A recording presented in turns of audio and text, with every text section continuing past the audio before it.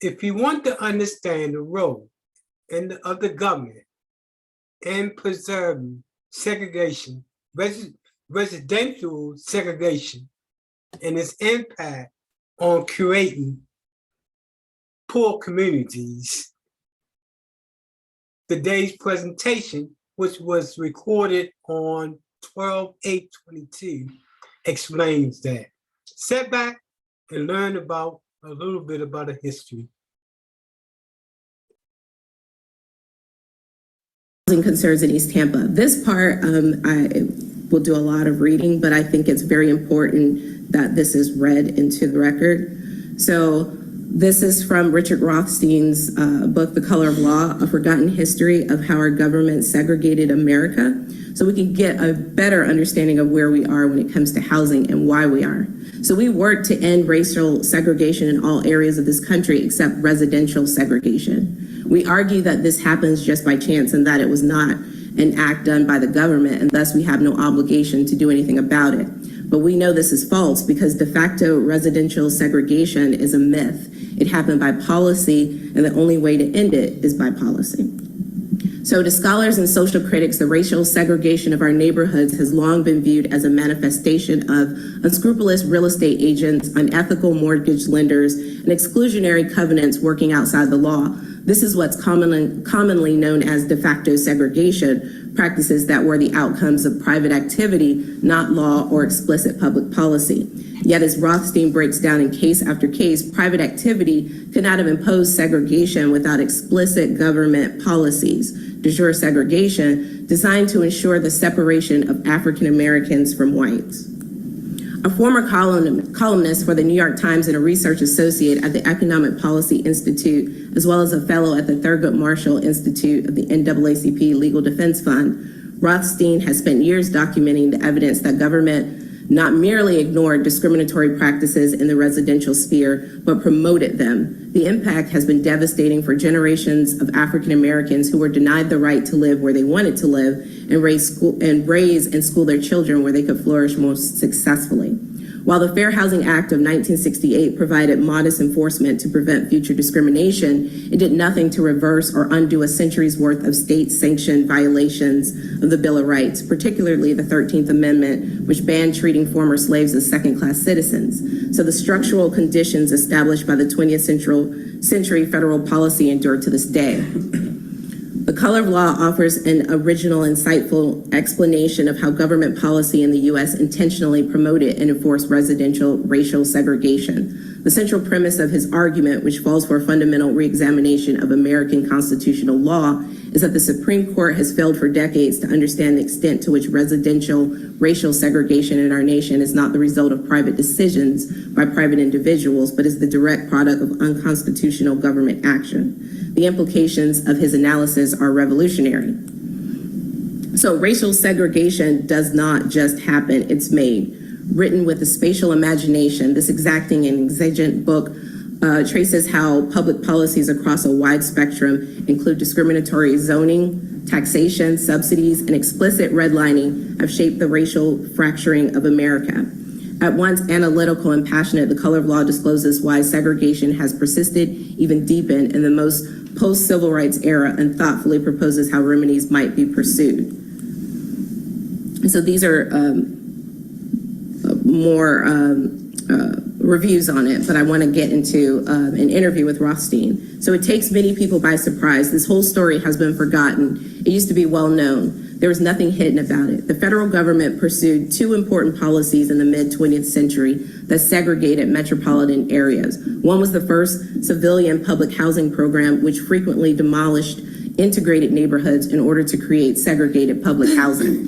The second program that the federal government pursued was to subsidize the development of suburbs on a condition that they be only sold to white families and that the homes in those suburbs had deeds that prohibited resale to African Americans. These two policies work together to segregate metropolitan areas in ways that they otherwise would never have been segregated. Perhaps the best known example is Levittown, just east of New York City, but there were subdivisions like this all over the country. What the federal government did in the 40s and 50s, it became a developer like Levitt, the Levitt family that built Levittown. That family could never have assembled the capital necessary to build 17,000 homes on its own. What the federal government did, the FHA, is guarantee bank loans for construction and development to Levittown on condition that no homes be sold to African Americans and that every home have a clause in its deed prohibiting resale to African Americans. We're not talking about the Deep South at all. We're talking about the North, the West, the Midwest, and of course we know it did happen in the South as well. The great American novelist Wallace Stegner got a job right after World War II at Stanford University. There was an enormous civilian housing shortage. He joined and helped to lead a cooperative of 400 families who bought a large tract outside Stanford University where they wanted to build single-family homes. The FHA refused to insure those homes, refused to provide the capital for construction because the 400-member cooperative had 3 African-American members. The cooperative tried to resist the FHA's demand, promising the FHA that the number of African-Americans in the co-op wouldn't exceed the percentage of African-Americans in California as a whole. The FHA refused that compromise, and finally the cooperative had to disband because they couldn't go ahead with the project. They sold the land to a private developer who, with FHA guarantees, built single-family homes with racially exclusive deeds. So in this interview with Shapiro and Rothstein, he explains, your book also explains one way in which Black neighborhoods became undesirable. You describe zoning laws in which Black parts of town were officially zoned for industrial plants, waste disposal, other things that we would consider a blight, and meanwhile, those businesses were explicitly kept out of white neighborhoods in the same cities. We all know that McKay Bay is right at the end of East Tampa. We also know that in East Tampa and in the Eastern Ybor area, very industrial. So yes, there are examples in St. Louis and Los Angeles, neighborhoods that once they had African-American residents were rezoned to permit industrial and toxic uses. Those rezonings turned those neighborhoods into slums. White families outside those neighborhoods looked upon the neighborhoods, saw slums, and concluded that African Americans were slum dwellers, and if they moved into their neighborhoods, into the white neighborhoods, they would bring those conditions with them. Shapiro, so as you lay out this history, these segregationist, discriminatory, and harmful structures were built over the first half of the 20th century, and then Congress passes the Fair Housing Act in 1968, which says many of those practices were illegal, unconstitutional, and they stopped for the most part, the worst ones. Why doesn't that solve the problem? Rothstein says, well, because all the Fair Housing Act could do was prohibit future discrimination. But by the time the Fair Housing Act was passed, the patterns of segregation had been firmly established. Simply passing a Fair Housing Act did not enable African Americans who were previously living in urban areas to relocate to the suburbs from which they'd been excluded. I gave the example earlier of Levittown in 1947-48 when those homes were built with a racially restrictive policy. So those homes sold for about $8,000 a piece or $100,000 more or less in today's currency.